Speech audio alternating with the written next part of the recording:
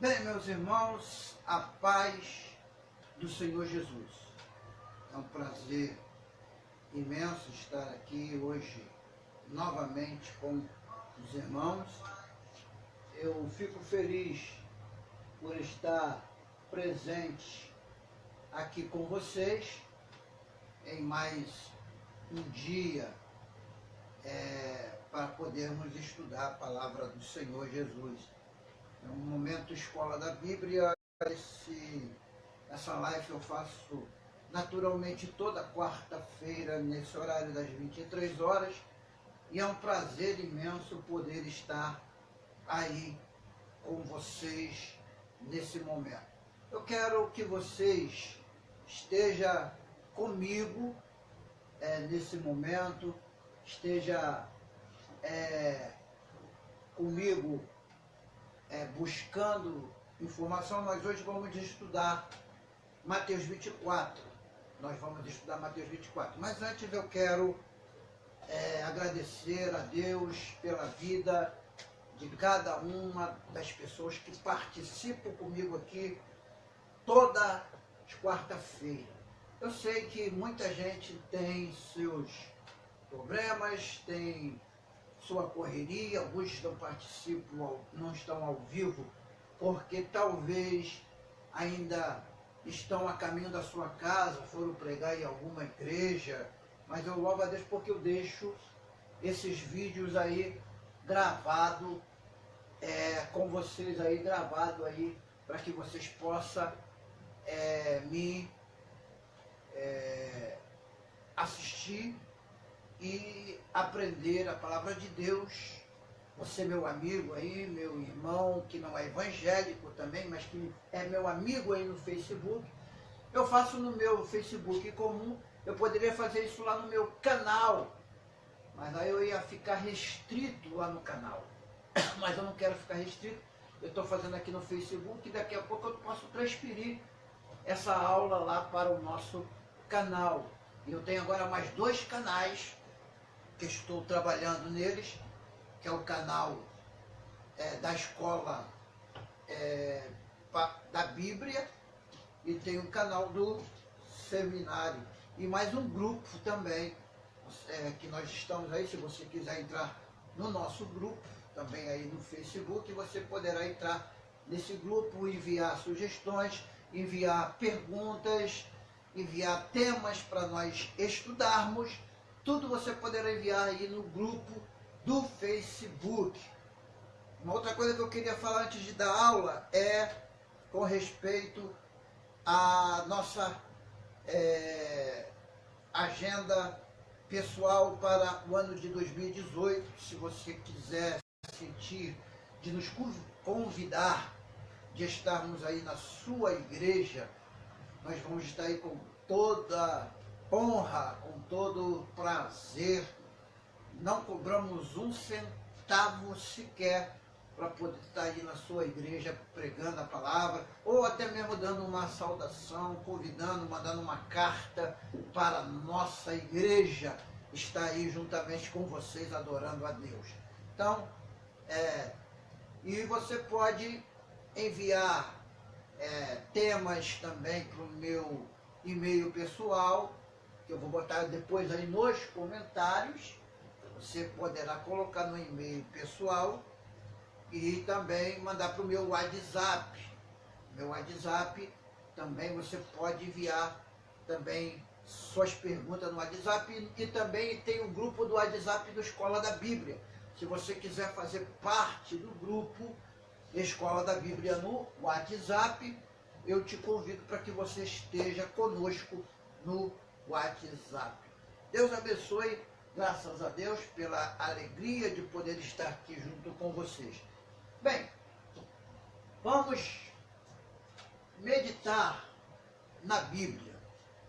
A Bíblia, para mim, é a maior, ela é a única fonte da informação verdadeira. Então nós vamos ler. Antes de ler, eu quero orar com você, orar nessa noite.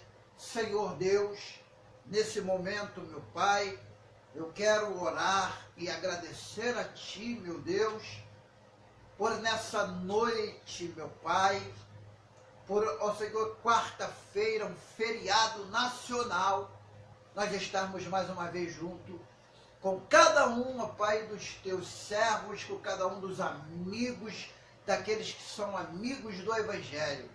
Pai, muito obrigado, Senhor, pelo dia maravilhoso que tive, Senhor. Obrigado pela vida, Senhor, do pastor Luiz Carlos, ali, Senhor, ó Deus, em Vigário Geral. Toma nas tuas mãos, Senhor, sua esposa, irmã Nilda. Senhor, toma o irmão, ó Pai, Senhor, Cláudio. Senhor, aqueles obreiros ali, Senhor, ó Deus, naquele local. Senhor, teu servo precisa de saúde, meu Pai. E tu pode decretar a saúde para o teu servo. Toma nas tuas mãos, Senhor, cada um dos irmãos que me acompanham, meus amigos, ó Senhor, meus amigos, ó Senhor, ó Deus, de infância, meus amigos que eu alcancei no decorrer da vida, aquelas pessoas que me apoiaram, que me ajudaram a estar de pé até o dia de hoje. Toma nas tuas mãos, Senhor. Toma, ó Senhor, o presbítero Eliseu Saldanha, Senhor, ó Pai, a missionária Maria Dalva, o pastor Davidson, Senhor, com aquela igreja maravilhosa que ele tem ali, Senhor, ó Deus, ali em Inhaúma, Senhor, ó Deus, que tu venha recursos e membros para aquele ministério. Toma nas tuas mãos também, Senhor, ó Deus, toma nas tuas mãos também, Senhor, ó Deus, ó Senhor, a igreja Ministério Fonte da Água Viva, o pastor Ricardo Barreto de Melo. Toma nas tuas mãos, Senhor, ó Deus, os pessoal, ó Senhor, ó Deus, de todas as convenções evangélicas, de todas as igrejas. Senhor, que somos um povo só, não somos melhor do que ninguém. Toma nas tuas mãos, é o que eu te peço, em nome de Jesus. Amém. Mateus 24 é o nosso texto. Esse é um texto bastante discutido. Então nós vamos ler. Eu falei um pouquinho na semana passada sobre isso aqui, mas hoje eu vou falar do começo. Eu vou fazer vou readaptar novamente aquilo que eu falei na semana passada, mas de forma mais ilustrativa. Então eu quero que você me acompanhe, eu quero que você esteja comigo, que você me acompanhe nesse texto da Bíblia. Então vamos lá. Mateus 24, eu vou ler a partir do versículo 1. Vamos ler a partir do versículo 1. Diz assim: E Jesus ia saindo do templo, aproximou-se dele os seus discípulos para lhe mostrar a estrutura do templo. Jesus, porém, disse: Não vedes tudo isto? Em verdade vos digo que não ficará aqui pedra sobre pedra que não seja derribada. E estando assentado no monte das Oliveiras, chegaram-se a ele os seus discípulos, e em particular dizendo: Dize-nos, Senhor, quando serão estas coisas? E que sinal haverá da tua vinda e do fim do mundo? Muito bem, nós vamos ficar aqui.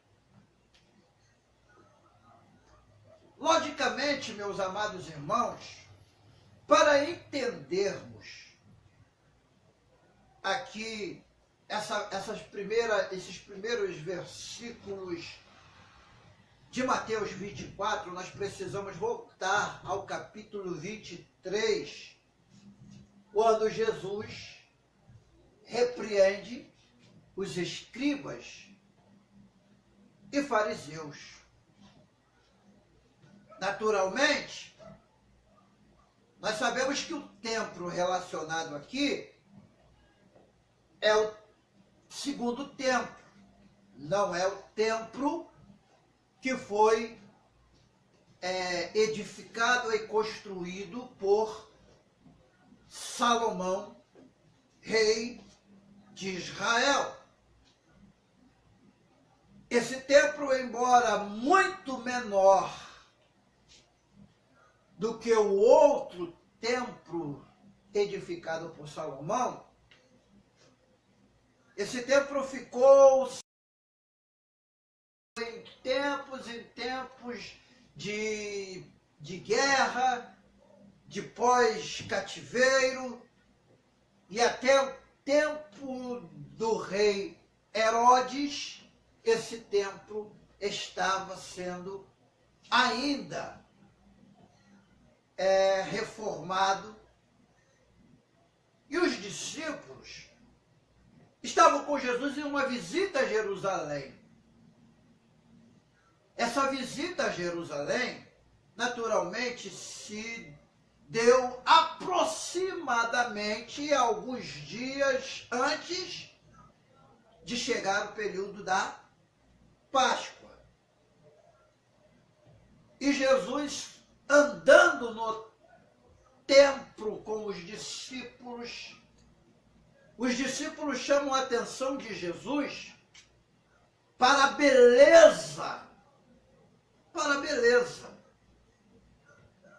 e para a estrutura daquele magnífico templo. Talvez os discípulos pensassem que Jesus também ia se maravilhar pela beleza daquele templo construído desde a época do pós-cativeiro, na época de Zorobabel. Mas não. Jesus olha e diz para os discípulos: em verdade vos digo que não ficará pedra sobre pedra que não seja derribada. Então, o capítulo 24 de Mateus, nos versículos 1 e 2, o foco principal desses primeiros dois versículos é a respeito do templo. Porque Jesus está falando de algo que iria acontecer algumas décadas depois, que seria a invasão e a destruição daquele templo. Primeira coisa que precisamos entender, que Deus nunca quis habitar em algo que o homem fez. Deus nunca quis habitar em templos construídos pelos homens. É lógico, Deus manifestou a sua glória no primeiro templo. Assim que o templo foi inaugurado, aquela glória não permaneceu naquele lugar. Tanto não permaneceu que aquele lugar foi destruído. Quando Nabucodonosor invadiu Jerusalém e saqueou e levou todos os utensílios do templo do Senhor, demonstrou que Deus não estava satisfeito. Embora o povo pensasse que por causa daquele templo Israel seria sempre protegido por Deus. Mas não, Deus não estava no templo. E a mesma coisa aconteceu com o templo na época de Herodes. E lembrando que esse templo da época de Herodes é aquele de Ageu, que diz que a glória da segunda casa seria maior que a primeira. Por que nós podemos dizer esse texto de Ageu?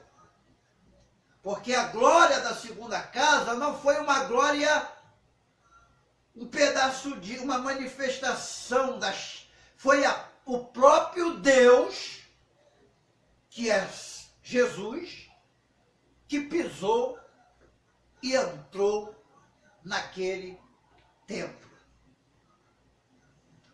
Por isso que nós vamos entendendo a necessidade que temos com respeito a esse texto. Há muitas necessidades. Então, quando Jesus disse que o templo seria destruído e que não ficaria nenhuma pedra sequer, os discípulos logo associaram essa palavra a acontecimentos finais. E eles fizeram absolutamente 3 perguntas de uma vez só, quando Jesus se assenta no monte chamado Monte das Oliveiras.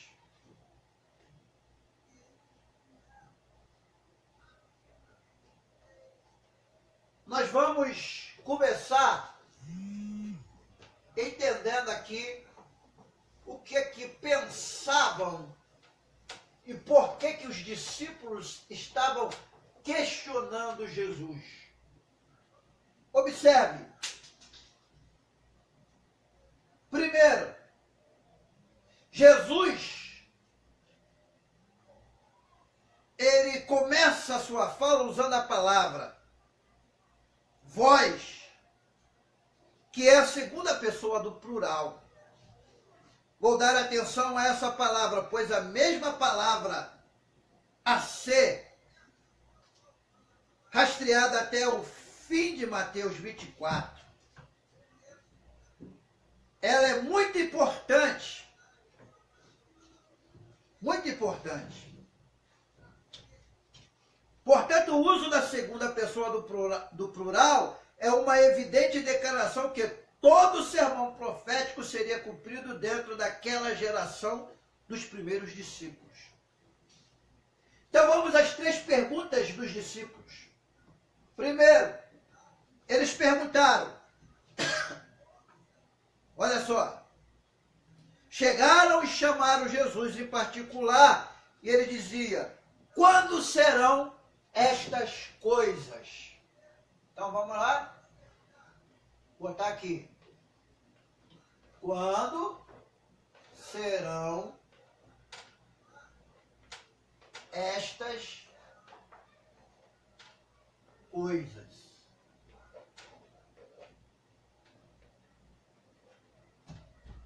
Primeira pergunta. A segunda pergunta está relacionada sobre o sinal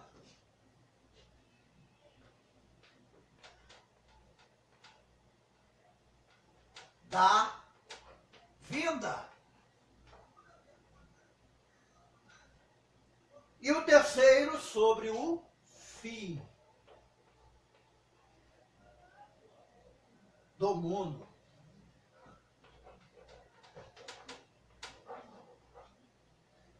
Eles fizeram a Jesus 3 perguntas. 3 perguntas de uma só vez.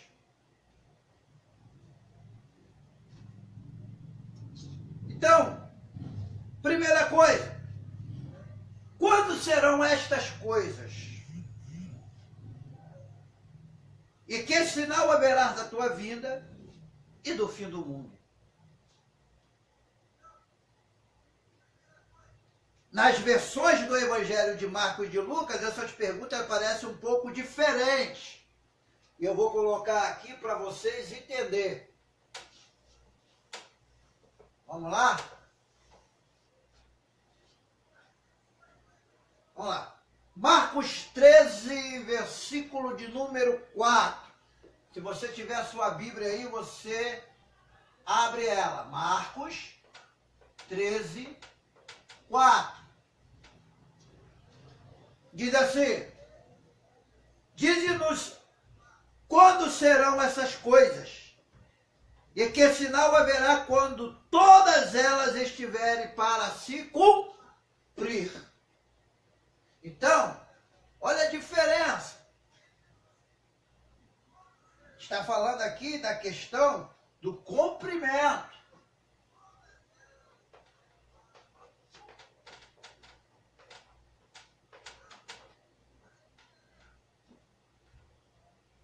O cumprimento.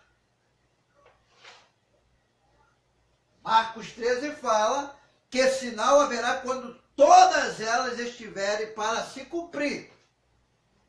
Vamos lá agora aqui. Lucas 21, 7.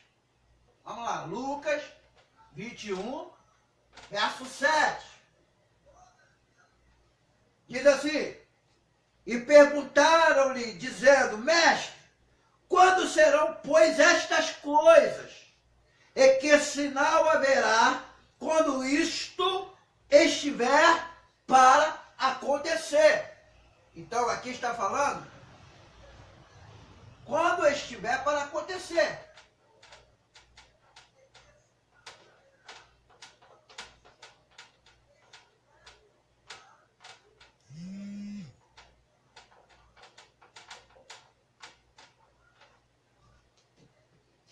Veja só a diferença.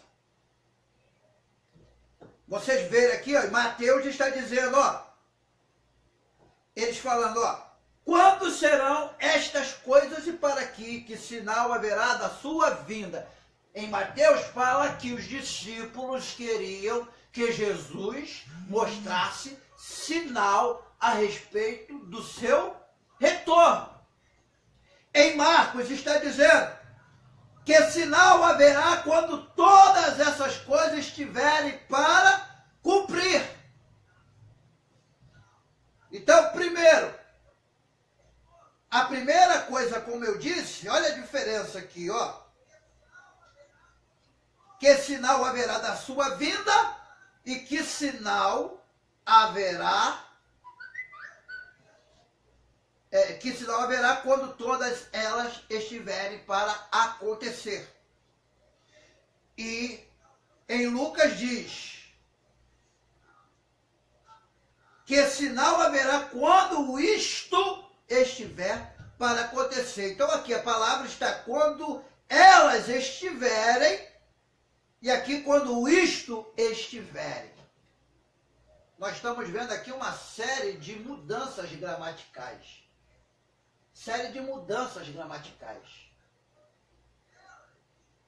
Porque na realidade, embora o texto seja o mesmo, a escritura aqui de cada evangelista fala de forma para um povo diferente. E cada povo entende esse texto de forma diferente. Observe que só o evangelho de Mateus faz referência à vinda. Então, quando se fala de vinda, só encontra-se no evangelho de Mateus 24. Você não encontra a questão da vinda de Cristo em Marcos e nem Lucas. Você encontra sobre o quando estiverem, a palavra quando estiverem para acontecer e quando estiver para acontecer. Então você está observando a diferença. A diferença é que Mateus dá foco à questão da segunda vinda de Cristo.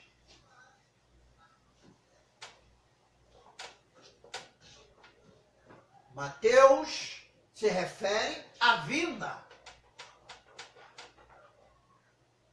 Lucas sobre os acontecimentos.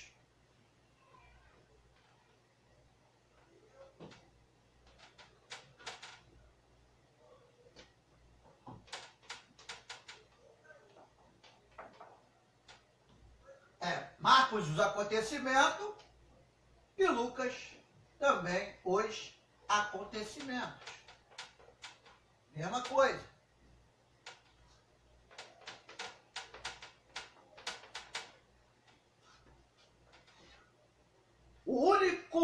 evangelista que se refere à questão de que os discípulos perguntaram sobre quando aconteceria a vinda do Mestre foi Mateus. Mateus, você sabe que Mateus se refere àquele mesmo Mateus, cobrador de impostos.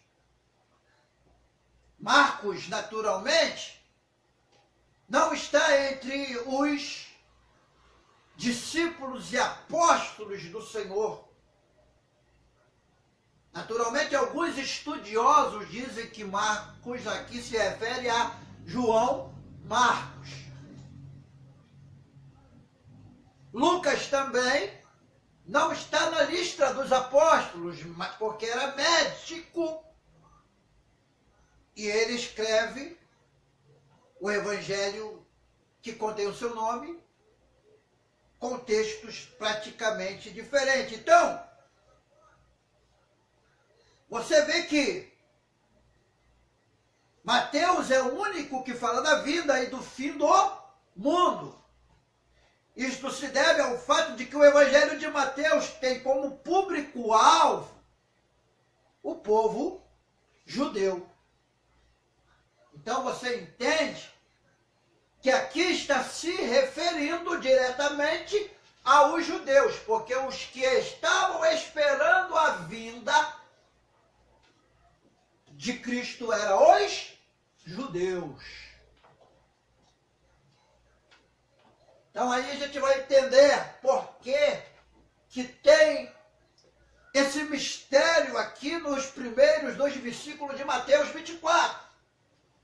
Porque é o texto referindo-se diretamente aos judeus, porque o único povo preocupado com a vinda do Messias, que se preocupava com a volta do Messias, e que estavam aguardando a vinda do Messias, era o povo judeu, o povo de Jesus. Por causa disso, que os outros 2 textos que nós colocamos, Marcos e Lucas, não se refere à questão da vinda, porque uns se escrevem para romanos e outros para gregos. O Evangelho de Lucas foi escrito para cristãos, segundo eles, da cultura helênica, das comunidades paulinas. E por isso que encontramos uma diferença nas narrativas.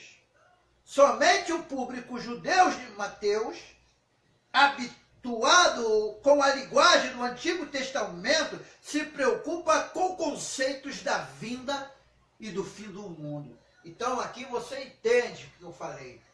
Os únicos que se preocupavam com a vinda e com o fim do mundo seriam os judeus.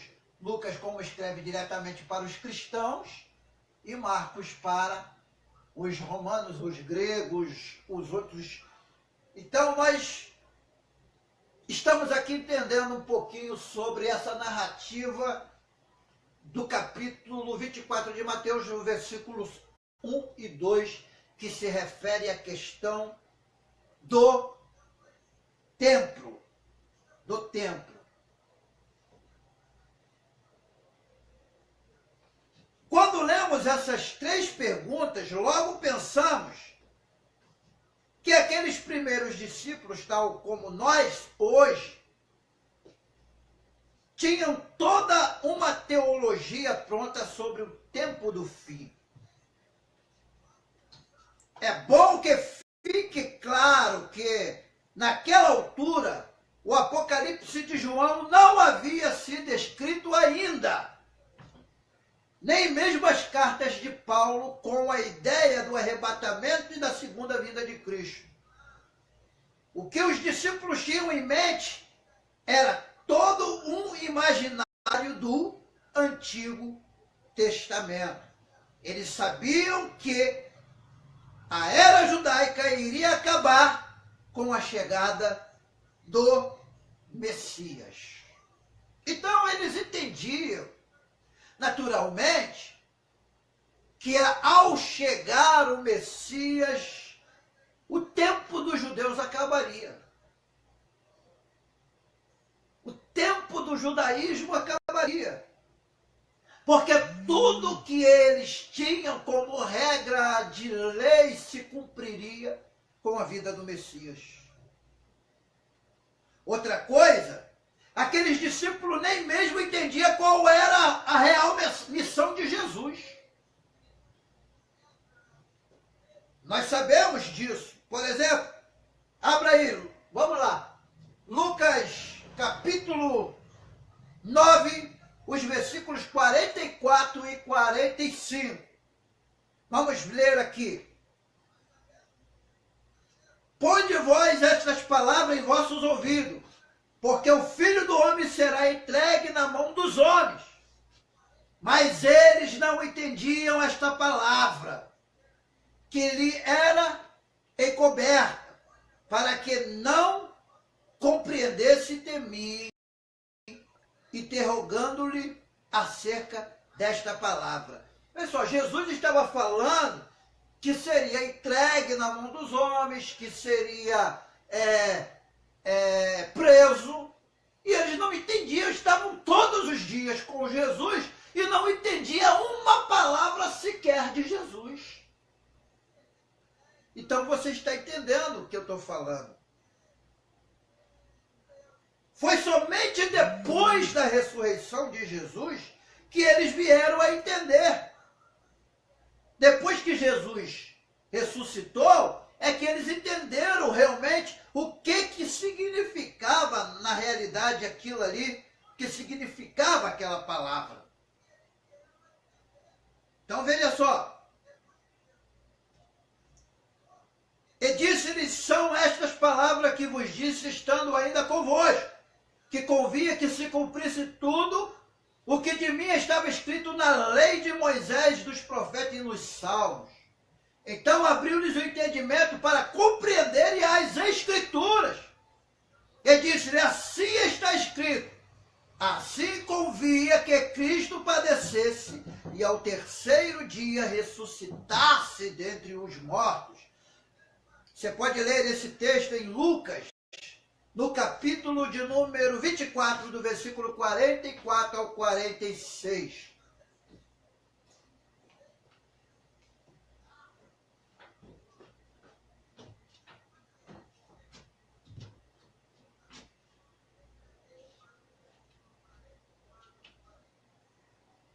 Então, o que nós entendemos, meus irmãos? Como nós já estamos estudando Mateus 24, por isso eu estou falando a respeito do templo primeiro, porque o templo é uma coisa muito importante na história. Então a primeira coisa que os discípulos falaram, ó, dize-me quando serão estas coisas? Uma pergunta. Então, nós vamos aqui analisar esta pergunta. Vamos lá. Primeiro aqui, Mateus, vamos lá, dize-nos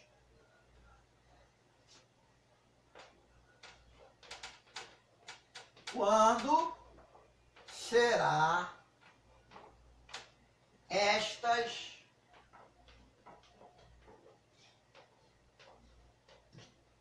coisas. Vamos lá.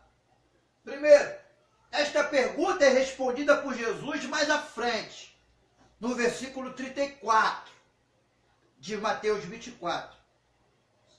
Aí você pode pegar comigo e ler. Mateus 24, versículo 34. Abra lá a sua Bíblia, para nós lermos o que Jesus disse para eles. O que Jesus responde a respeito dessa pergunta.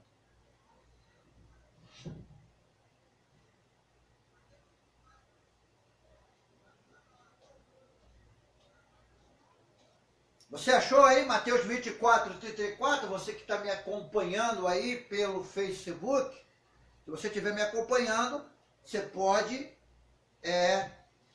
ler comigo. Vai lá, Mateus 24, 34 é a resposta a essa pergunta. Dize-nos quando serão estas coisas. Olha a resposta de Jesus. Em verdade vos digo que não passará esta geração se todas essas coisas aconteçam. Então, primeiro Jesus disse para eles que o cumprimento daquelas coisas seria na geração deles. Veja só que coisa interessante.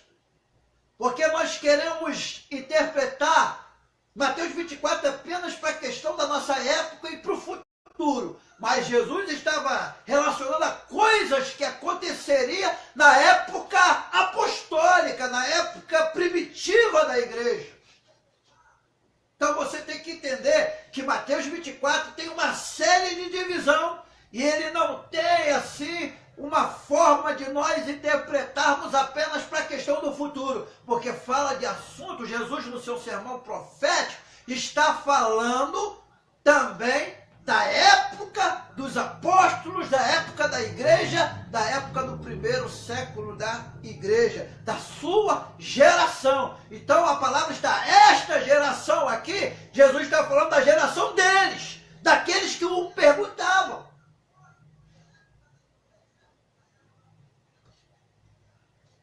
Então, inequivocamente, é a geração dos discípulos que viriam a destruição do templo.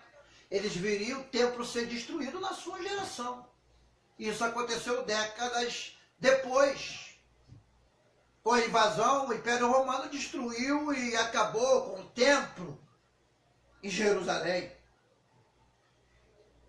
E os terríveis sinais que o antecederia. Vamos deixar a análise dessa pergunta quando chegarmos ao versículo 34, pois há muita polêmica e explicação distorcida para fugir do verdadeiro significado sobre qual geração viria estes acontecimentos. Vamos lá. Que sinal haverá da tua vinda? Vamos lá. Primeira pergunta aqui. Agora vamos para a segunda. Que sinal haverá da tua vinda? Deixa eu botar sempre um pontinho de interrogação aqui, porque senão não fica igual pergunta, não é isso? Que sinal haverá da tua vinda? É inevitável que não venhamos a pensar nessa vinda. Nós, aqui a igreja também, pensamos no retorno de Jesus, na segunda vinda de Jesus, para nos salvar do nosso maior inimigo. Porque na realidade Satanás não é inimigo apenas de Deus. Ele é inimigo também do homem, porque ele não quer que o homem alcance a restauração do seu pecado. Então, pelo menos nós que recebemos por tradição um ensinamento errado sobre Mateus 24. E se não é a segunda vinda, seria qual vinda? É justamente aqui que entro em um dos assuntos de maior desconhecimento entre os crentes em geral. E há, nas Escrituras, pelo menos 6 tipos de vinda de Cristo. Aí você fala assim, 6 tipos de vinda de Cristo. São 6 maneiras em que o Salvador se manifesta ao mundo. A seguir, vou analisar cada uma delas. A primeira vinda em teofania. O que é uma teofania? É uma aparição do próprio Senhor Deus ao homem de uma forma que este se possa suportar. Então, Você lembra de Deus quando apareceu para Moisés? Ali foi uma teofania. Moisés viu Deus passar, viu Deus pelas costas. Então Deus pode se manifestar de uma forma e vir de uma forma de teofania, para que nós possamos vê-lo, mas que não possamos morrer, porque ele não vai vir de forma em glória como ele é, na sua santidade, porque o nosso corpo pecaminoso seria fulminado pela santidade de Deus. Então, a primeira forma que nós podemos dizer sobre a vinda seria uma vinda em teofania, uma revelação, uma aparição de Deus aos homens, só que se dá pelo eterno Filho de Deus, Jesus. Várias passagens na Bíblia mostram isso. Em Gênesis 38:8, era Cristo que andava pelo jardim do Éden, pela viração do dia. Foi Cristo que apareceu a Abrão, quando este tinha 99 anos de idade. Em Gênesis 17:1. O anjo do Senhor que aparece no Antigo Testamento é uma referência ao próprio Deus e um anjo qualquer. Então isso é tudo uma teofania. É uma teofania. Portanto, era Cristo que aparecia e vinha falar diretamente aos servos de Deus. A teofania pode assim ser definida como um tipo de vinda de Cristo aos homens. Então os homens podem ver que Cristo veio em forma de teofania, se revelou de uma forma que o homem pudesse vê-lo e contemplá-lo sem morrer, sem ser fulminado. Então ele via de forma teofônica, ele se manifestava como um anjo para que o homem pudesse vê-lo. A segunda vinda, que a gente pode dizer, é a vinda de Belém. Quer dizer, o nascimento como humano de Cristo. Nós podemos aqui dizer, Mateus 2, versículo 6. E tu, Belém, terra de Judá, não és de modo algum a menor entre as principais de Judá, porque de ti sairá o guia que há de apacentar o meu povo Israel. Veja só, essa foi a primeira vinda corporal, nascido como qualquer outro ser humano, com a exceção que Maria, sua mãe, estava virgem e Deus anunciou, e ela, cheia do Espírito Santo, ela engravidou. Isso quer dizer, ele teve mãe, mas não teve pai humano. Ele teve Maria como sua mãe humana, mas o seu pai humano ele não tinha. Ele tinha Deus como seu próprio pai, e ele mesmo sendo Deus.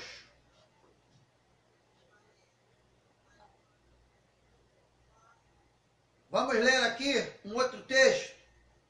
1 de João, capítulo 1, do versículo 1 até o 3. Versículo 1 até o versículo de número 3. Você abre aí a sua Bíblia. Abre a sua Bíblia. Pegue a sua Bíblia e leia. 1 João 1, do versículo 1 até o 3. Diz assim: Ora, desde o princípio, o que ouvimos e o que vimos com os nossos olhos, o que temos contemplado, e as nossas mãos tocaram a palavra da vinda, porque a vida foi manifestada, e nós a vimos e testificamos dela, e vos anunciamos a vida eterna, que estava com o Pai e nos foi manifestada. O que vimos e ouvimos, isto vos anunciamos, para que também tenhais comunhão conosco. E a nossa comunhão é com o Pai e com o seu Filho, Jesus Cristo.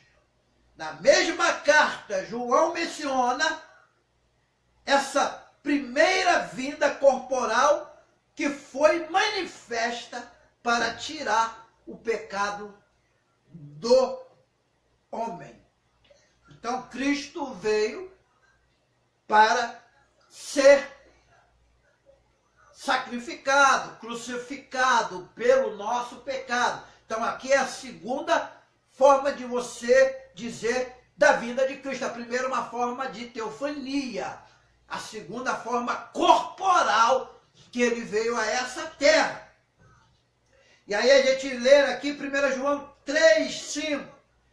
E bem sabeis que ele se manifestou para tirar os nossos pecados, e nele não há pecado. Então ele se manifestou em carne para padecer e tirar o nosso pecado. Nosso pecado está em Cristo. A terceira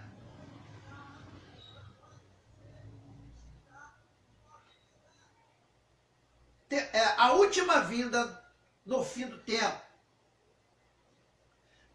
Terceiro tipo de vinda de Cristo é a sua vinda final, no dia a dia da ressurreição e restauração de todas as coisas. Atos 1, versículo de número 11. Abra aí a sua Bíblia, Atos 1, 11. Você pode ler comigo, Atos 1, 11. Diz assim: e disseram, varões galileus, por que estáis olhando para as alturas?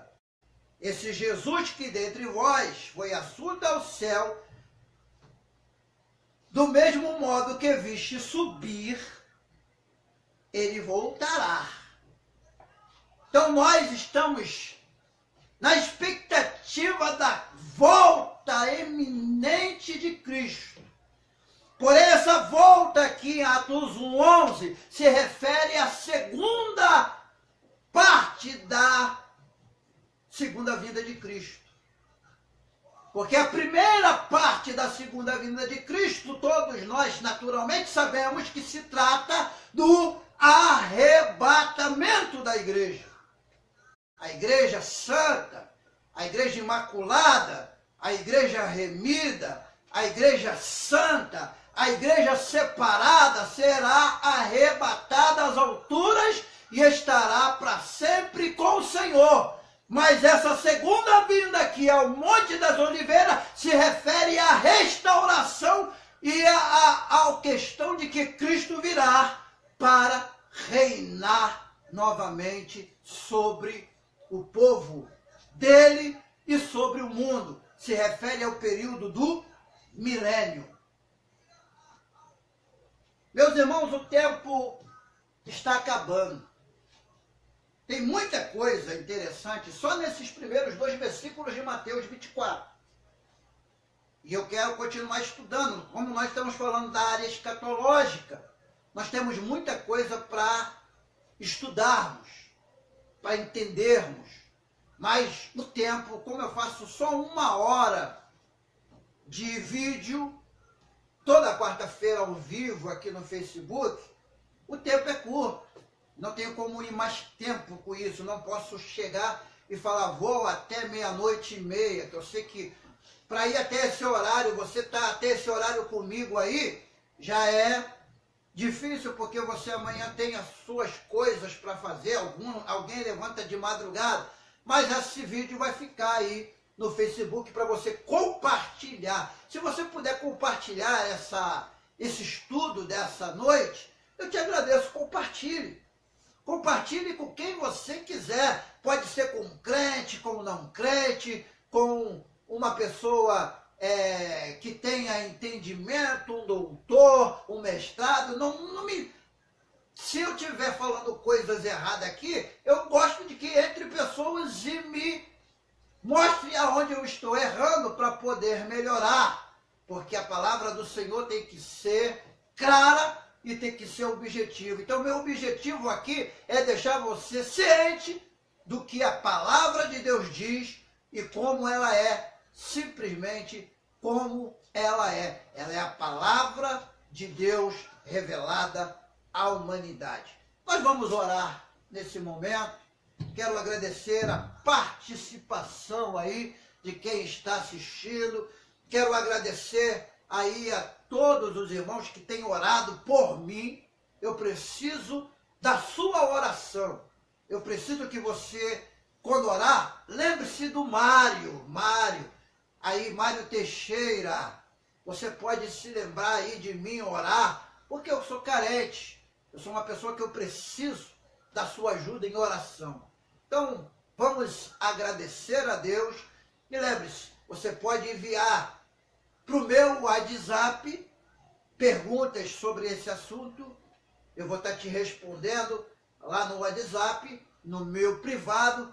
Eu sou do Rio de Janeiro, 021 985 90 57 37.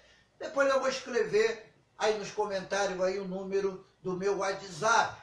Ou então no meu e-mail pessoal, mario.wellington. Eu falo Wellington, mas é wellington75@gmail.com. Você pode também enviar lá para o meu e-mail.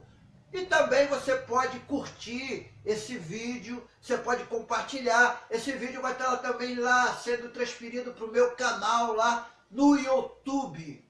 Eu tenho um canalzinho lá no YouTube, fraco, porque eu não tenho dinheiro para expandir muito. Mas você pode ir lá se inscrever, você pode visualizar, você pode ajudar, você pode mostrar a palavra de Deus para aquelas pessoas que precisam ouvir a palavra do Senhor.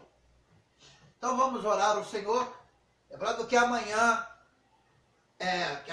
sexta-feira agora, vai começar uma grande festividade na igreja, que eu estou lá, na igreja na Grota, na nossa sede, ali perto do Largo do Bulufa, na Travessa Araruá número 3, começa a nossa festividade do 12º aniversário do templo. O templo está com seu 12º aniversário e eu quero convidar você que é daqui da região de Bom Sucesso, Inhaúma, Manguinhos, Jacarezinho, Penha, Vila Cruzeiro, você que é aí da Meridiba, você de Vicente Carvalho, você aí do Juramento, amigos do Juramento, você aí do Juramentinho, você aí do Engenho da Rainha, você de Del Castilho a estar conosco esses 2 dias de festa, sexta e sábado. Começa sexta-feira, terminará no sábado. Então você pode vir participar conosco, você será bem-vindo. Eu quero estar apertando a sua mão, eu quero estar abraçando você, eu quero estar recebendo você ali na nossa igreja. E estamos à disposição, se vocês quiserem, nós estamos aí à sua disposição para melhor fazermos a obra do Senhor. Deus abençoe. Vamos orar. Senhor Deus, nós oramos ao Senhor, ó Deus, eu oro a Ti nessa noite, meu Pai, para agradecer a Ti, ó Senhor, ó Deus, por esse momento, Senhor, que Tu nos permitiste de estarmos aqui nessa live ao vivo, juntamente com todos aqueles que estão assistindo e aqueles que vão assistir esse vídeo depois. Pai, em nome de Jesus eu te peço, Senhor, que essa mensagem, que esse estudo possa, Senhor, produzir transformação, produzir, Senhor, mudança de vida e, ó Pai, produzir sede e conhecimento da Tua palavra. É o que eu te peço, Senhor, te peço pela aquela pessoa que está enferma agora, Senhor, que ele possa ser curado para a glória do teu nome. É o que eu te peço em nome de Jesus. Amém e amém. Meus irmãos, muito obrigado. Até a próxima quarta-feira em mais um Momento Escola da Bíblia. Essa live dessa noite, toda quarta-feira, a partir das 23 horas, estamos aqui em 1 hora estudando as Sagradas Escrituras. Deus abençoe e até quarta-feira, se o Senhor Jesus não arrebatar a sua igreja até lá. Deus abençoe.